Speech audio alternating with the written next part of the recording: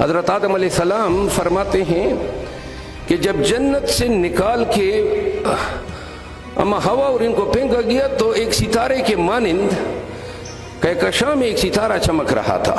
تو جبرائیل سے پوچھا آپ کو علم ہے یہ بہت بڑی.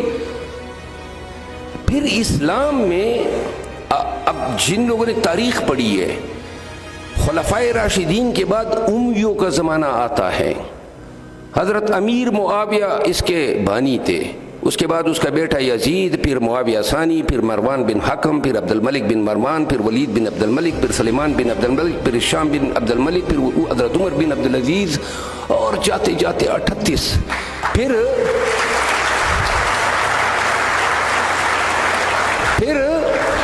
عباسی آئے، پھر مملوک آئے، اور پھر ہم اسلامی تاریخ میں دیکھتے ہیں تو اسلام میں ایک تحریک اٹھی. یاد رکھیں آج کا آپ کا آئی ٹی کا دور، آپ اس کے ساتھ تقابلی جائزہ لیں کہ اسلام میں سوالات پیدا ہو گئے. امیوں اور عباسیوں دور میں یہ ریزننگ کی باتیں کرتے تھے کہ بھائی یہ دنیا کس طرح تخلیق ہوئی.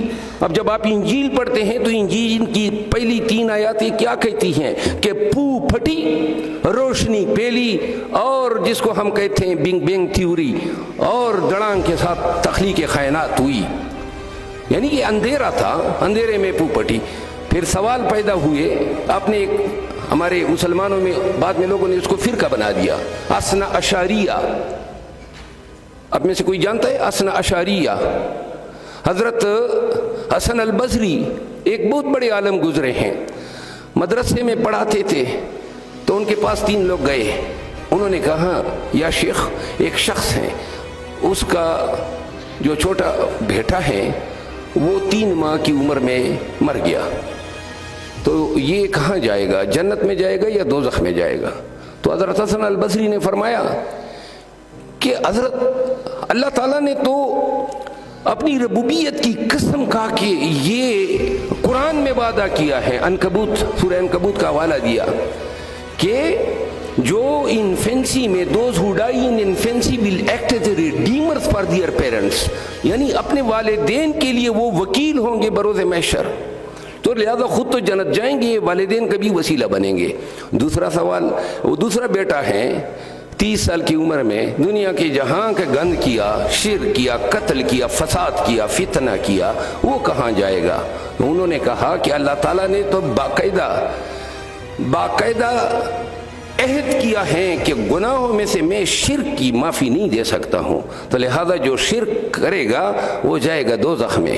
انہوں نے کہا وہ تیسرا ہے، اور اس نے ساری زندگی پیغمبر اسلام کے بتائی ہوئے راستوں پہ سفر کی، تو وہ شخص کدھر جائے گا؟ انہوں نے کہا اللہ تعالیٰ نے سورہ المائدہ میں، سورہ عرفات میں اور سورہ نوح میں بار بار وعدہ کیا ہے کہ جو اللہ کے بتائے ہوئے راستے پہ اور سنت نبوی پہ اپنی لائف گزارے گا اس کو جنت سے نوازا جائے گا. تو انہوں نے کہا حضرت اب یہ ذرا توجہ دیں کہ یہ جو درمیان والا بیٹا ہے وہ اگر کہہ دے کہ یا خدا مجھے بھی 3 ماہ کا ہو کے مار دیا ہوتا، میں کم از کم دوزخ تو نہ جاتا. 30 سال آپ نے زندہ رکھا، مجھ سے شرک بھی کروایا، مجھ سے گناہ بھی سرزد ہوئے، اور اب کہتے ہیں کہ دوزخ میں سڑو. تو جو 3 ماہ کا میرا بھائی تھا جو بغیر کچھ کیے مر گیا، آپ کہتے ہیں وہ جنت میں جائے گا. تو اس وقت حسن البصری کا ایک شاگرد تھا، اس کا نام تھا واصل ابن عطا. وہ کھڑا ہو گیا اور اس نے کہا کہ یا شیخ اس سوال کا جواب میں دیتا ہوں. انہوں نے کہا نہیں، خاموش ہو. انہوں نے کہا نہیں میں جواب دینا چاہتا ہوں. انہوں نے کہا نہیں آپ نہیں دیں گے. تو واصل ابن عطا کھڑا ہوا اور وہ نکل گیا مدرسے سے. تو جب وہ نکلا تو اس نے ایک فکرہ کہا اتدل انا، یعنی ہی سیڈ اٹ فرام اس، یہ ہم سے چلا گیا.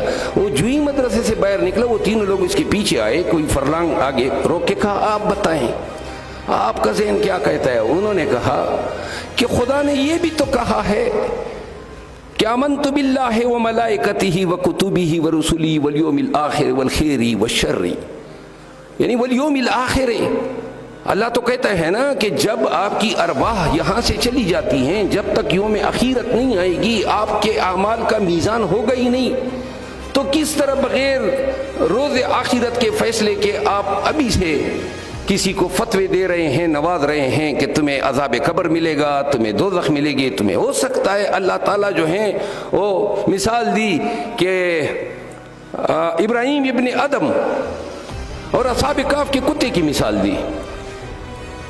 امید ہے آپ لوگ یہ سارے واقعات سمجھتے ہیں کیونکہ یہ اسلامی تاریخ ہے ہماری۔ تو انہوں نے کہا ہو سکتا ہے اللہ اس کے توفیل، یا آپ کے خاندان میں کوئی حافظ قرآن ہو گیا۔